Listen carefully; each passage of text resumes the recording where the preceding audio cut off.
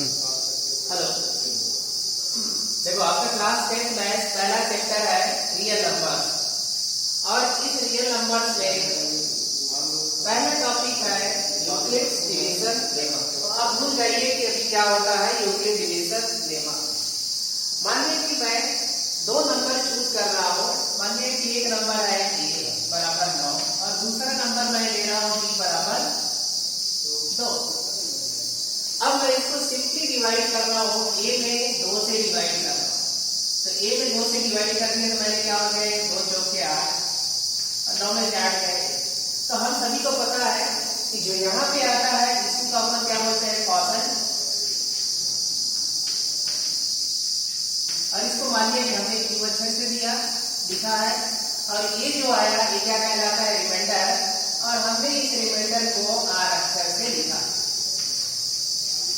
ये हो गया रिमाइंडर, ये आर अक्षर। अब हमने जिससे डिवाइड किया है वो क्या कहलाता है डिवाइजर कहलाता है। तो डिवाइजर को मान लिया कि हमने डी अक्षर से लिखा और ये यहाँ पे जिससे हमने डिवाइड किया है उसको हमने क्या लिया है ए और इसी को अपन क्या बोलते हैं डिविडेंड। तो हमको पता है लोअर क्लास में अपन क्या पढ़े हैं, हम क्या लिखते हैं dividend equal to divisor into caution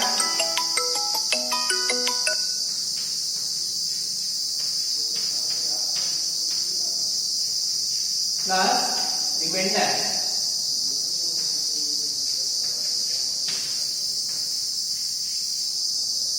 dividend equal to क्या हो गया divisor into quotient plus remainder. अब हमारा डिविडेंड क्या है 9 और अब हमारा डिवाइजर क्या है 2 है और हमारा कॉसन क्या है 4 है और रिमाइंडर क्या आया है 1। तो आप देख लीजिए 2 4 जा 8 प्लस 1 9 बोथ साइड का equal.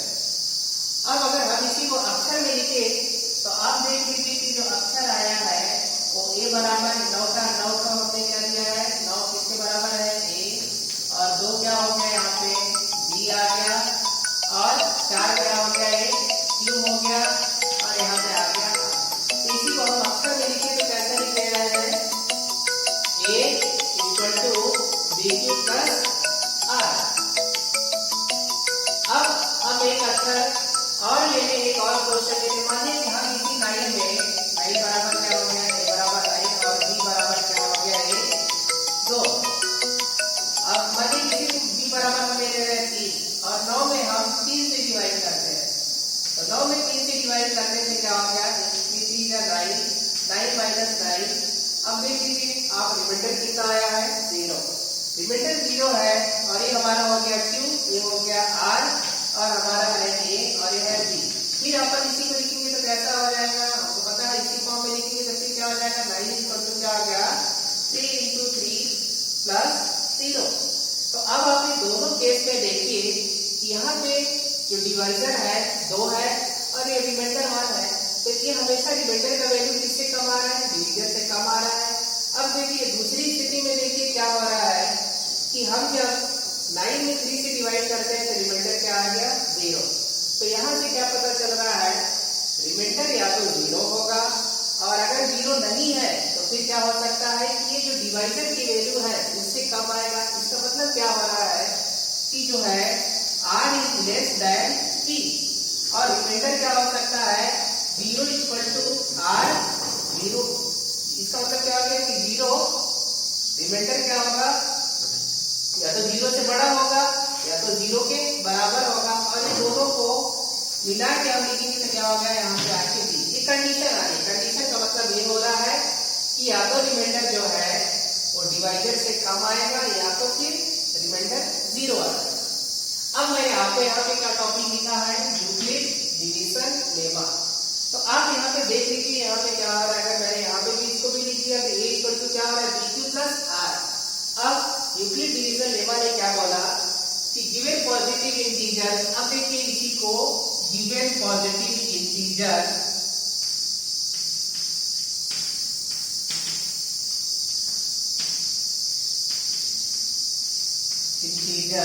a and b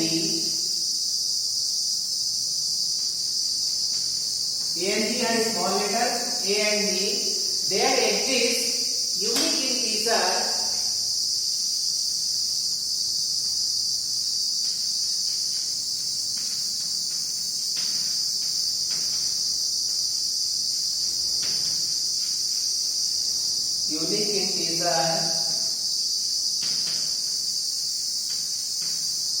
Q and R satisfying. What is Q and R? Q and R वही है जैसे आप यहाँ पे देखे हमने पहले केस में लिया था Q क्या है कॉन्स्टेंट और R क्या है रिमाइंडर. तो there exists unique integers Q and R satisfying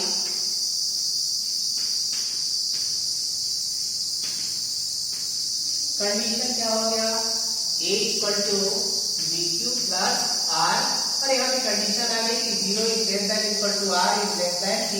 इसका मतलब ये हो रहा है कि 0 is less than equal to R लिखा है. इसका क्या मतलब हो गया कि जो रिमाइंडर होगा या तो 0 के बराबर होगा या तो 0 से बड़ा होगा. लेकिन रिमाइंडर जो हमेशा आएगा 0 से, ये जो रिमाइंडर की वैल्यू आएगी हमेशा क्या होगा B से बड़ी होगी. तो B से बड़ी होगी इसका मतलब क्या हो रहा है कि हमेशा किससे बड़ी होगी डिवाइजर से बड़ी होगी. आप देखिए कि हमें पहले से ये 1 आ रहा है 2 से छोटा है, यहाँ पे 0 आ रहा है 3 से छोटा है. ये क्या हो गया इसी को हम बोलते हैं यूक्लिड डिवीजन लेमा. अब सवाल आता है जब हम किसी चीज को पढ़ते हैं हमारा ये यूक्लिड डिवीजन लेमा अगर आपको समझ में आ गया तो अब हम देखें कि हमने इसको पढ़ा क्यों. अब हमने इसको पढ़ा है इसलिए पढ़ा है कि मानिए कि अगर हम इसका एक एप्लीकेशन है कि हम एचसीएफ निकालेंगे कैसे. देखो अगर आपको एचसीएफ निकालना है अब अपन देखते हैं इसका एप्लीकेशन कि इस यूक्लिड डिवीजन लेमा का एप्लीकेशन क्या है. अब हम देख रहे हैं इसका एप्लीकेशन. हमने इसको पढ़ा तो क्यों पढ़ा. इसका एक एप्लीकेशन है to find HCF of two numbers.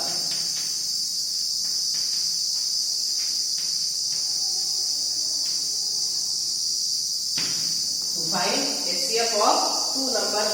अब दो नंबर्स दिया है तो हम इस मेथड आपको पुरानी मेथड आपको पता है. मान लीजिए कि आपको यहाँ पे दिया है 8 दिया है और यहाँ पे 12 दिया है, दो नंबर दिया है तो आपको पुरानी मेथड से भी इसका HCF बहुत आसानी से आता है. 8 का फैक्टराइजेशन कर दो 2 into 2 और यहाँ पे 12 का फैक्टराइजेशन करेंगे तो 2 into 3. So this is the factor and which even is the term common in both. So this is 2 and 2 and this one 2 and 2. So what will be the HCF? 2 is common in both the sections. So 2 into 2. So you are knowing this method. But we are not going to find out the HCF by earlier method. Here we have to find out the HCF by using Euclid division lemma. So whatever example is given, we have chosen two numbers 8 and 12. In this case, what we have got HCF equal to 4. But we have to find out the HCF not by this old method.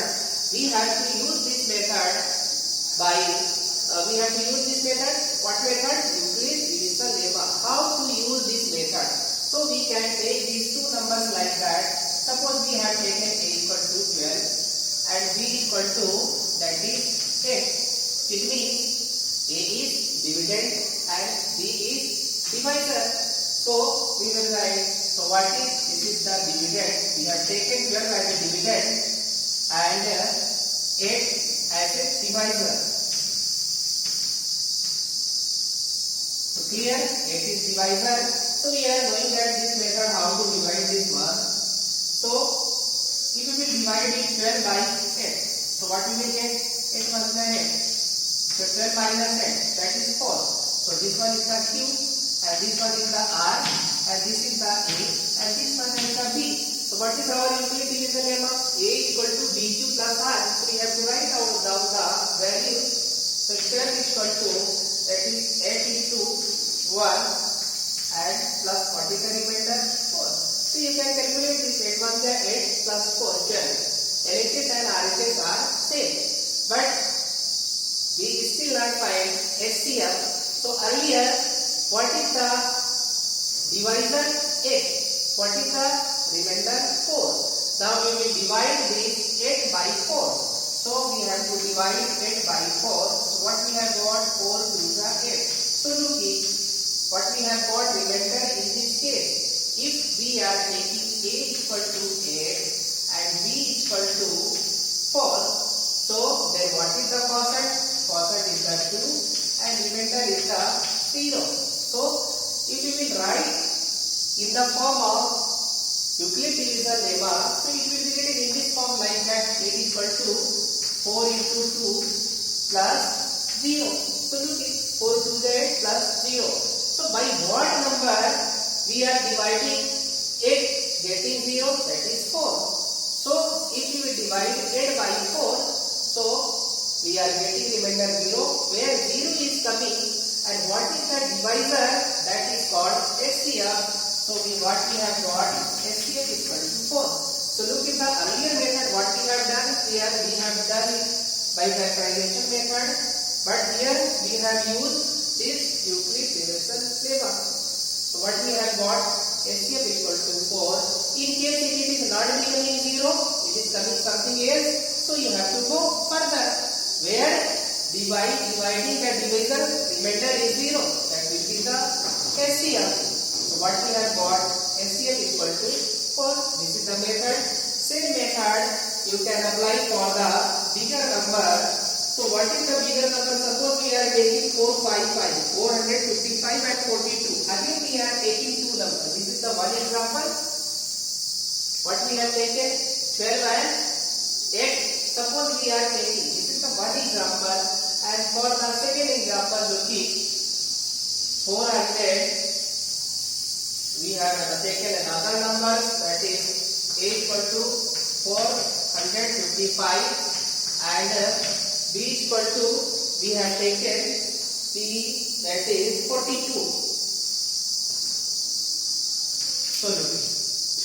Again we have got two numbers, a equal to 455, b equal to 42. So b, that is 42. So what is this? This is the divisor, and this one is the, what even two number is given, so which one is the smaller? Take it as a divisor, and this the bigger one, take it as a dividend. अब आप इसको फिर से देखिए, 455 है, इसको आप 42 से डिवाइड कर दीजिए, तो कितना आ जाएगा?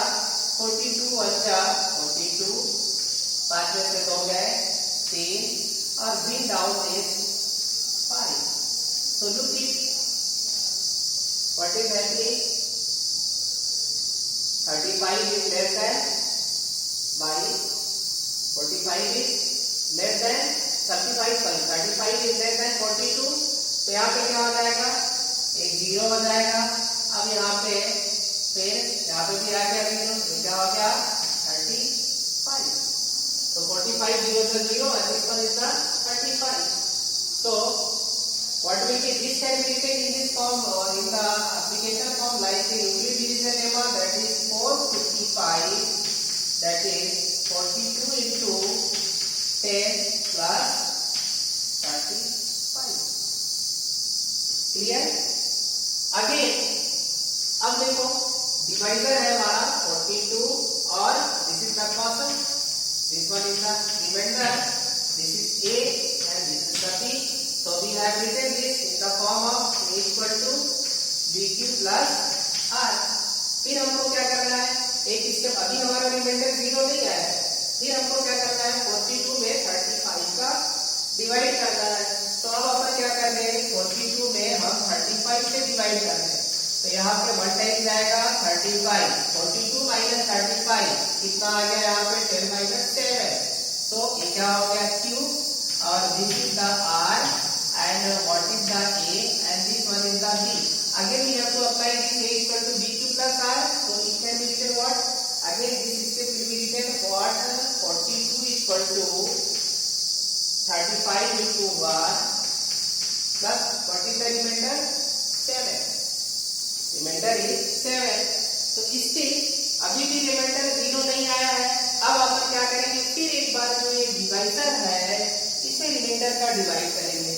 फिर आप यहाँ पे रफ में देख लीजिए, कर लीजिए 75 में 7 का डिवाइड. आपको पता है 7 5 जा 35. तो look it, by dividing 7 in the division 35 remainder is 0. So again it is, this is the Q and this one is the R and this is the A and this is the B. Again writing this in the form of A equal to DQ plus R. So what we have got, 35 equal to 7 into 5 plus 0. So by dividing 7 we are getting the remainder 0. So what we have got, HCF equal to 7. So this is the method to find HCF by Euclid division lemma. आप ऐसे, और मान लीजिए यहाँ पे और नहीं होता, कोई और नंबर है तो आप इसको आगे करते जाइए. 2 या 3 से नंबर ज्यादा हो रहा है तो बड़े नंबर को ले लीजिए 2 और बाद में बीच वाले नंबर से भी कर सकते हैं जो दोनों में कॉमन आएगा. ये ऐसा भी है कि ये पहली मेथड नहीं, ये क्लास 3 में भी ऐसा है, डिवाइड करके भी हमने 3 नंबर का भी निकाल सकते हैं. So this is the method. Now you have to learn the condition given positive integers. फिर क्या है, फिर से लिख लीजिए कि यूक्लिड डिवीजन लेमा का हमको कंडीशन याद होना चाहिए. वही है, अगर आपको पहले का याद है, डिविडेंड इक्वल टू, पहले क्या है, dividend equal to divisor into quotient. ये आपको याद ही होगा, प्लस रिमाइंडर, ये आपको याद है. तो उसी तरह आपको उसको याद करके तो अपने आप ही याद हो जाएगा. डिविडेंड को अपन क्या बोलेंगे, बोले डिवाइजर क्या हो गया, बी हो गया, क्वोशंट से की ले लिए, रिमाइंडर से आर ले लिए. तो यहाँ पे क्या हो गया, A equal to B into Q, D Q means B into Q plus R. So this is your Euclid division lemma and we have known how to find the HCF by applying Euclid division lemma. अब आपको कोई भी doubt है, आपको कोई question है, चलिए आपके सामने मैं अभी कुछ और क्वेश्चन दे दूं. ये तो एप्लीकेशन मैंने आपको सिखाया, फिर से एक बार देख लीजिए. A बराबर 455, B बराबर 42 है. तो जो बड़ा नंबर है छोटे नंबर से डिवाइड करें. हमने किया तो 42 बन जाएगा, यहाँ पे रिमाइंडर आ गया 35 जो है 42 से छोटा है. फिर हमने 0 टाइम से ले लिया, 35 रिमाइंडर आ गया 35, क्वोशंट आ गया 10. इसको उसी फॉर्म में लिख देना है, A equal to BQ plus R. तो A equal to BQ plus R आ गया. अब यहाँ पे जो रिमाइंडर है, इस रिमाइंडर से फिर डिवीजन में डिवाइड करना है. तो हमने यहाँ पे किया है, 42 को 35 से डिवाइड किया है, ये आया है 1 आया है, और यहाँ पे रिमाइंडर आ गया 7 आ गया. तो अपन इसको कैसे लिख देंगे, 42 इक्वल टू 35 इंटू 1 प्लस 7. कैसा, इसी के जैसा. फिर आप देखेंगे अब रिमाइंडर कितना है. अब देखो रिमाइंडर 7 है, यहाँ पे डिवीजन कितना है 35. तो 35 इंटू 7 से डिवाइड कर दिया, 7 5 जा 35, रिमाइंडर 0 आ गया. अब जहां पे रिमाइंडर 0 आ गया, अपन डिवाइड करना क्या करेंगे, बंद कर देंगे.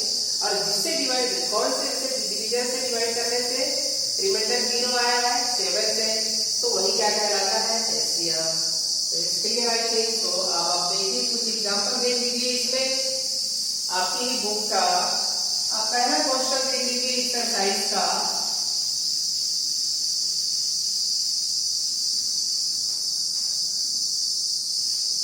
आपकी एक्सरसाइज यहाँ पे आ गई 1.1 और इस 1.1 में बहुत सारे 3 एग्जाम्पल दिए हैं. इन्हें कितने दिए आप एग्जाम्पल देख लीजिए. आप उस एग्जाम्पल को, इस मेथड को अप्लाई करने की कोशिश कीजिए. कैसे एग्जाम्पल दिए हैं यहाँ पे देख लीजिए. क्या क्या एग्जाम्पल है. पहले एग्जाम्पल हो गया है 135 पर 1 का फर्स्ट 135 एंड 225. 1 का सेकेंड 196 एंड 38,220. 1 का थर्ड 867 एंड 255. अब आप जैसा मेथड जान चुके हो तो आपको ये तीनों एग्जांपल बनाने हैं कि हम यूक्लिड डिवीजन लेमा का कैसे हम इससे यूज करेंगे। क्लियर है?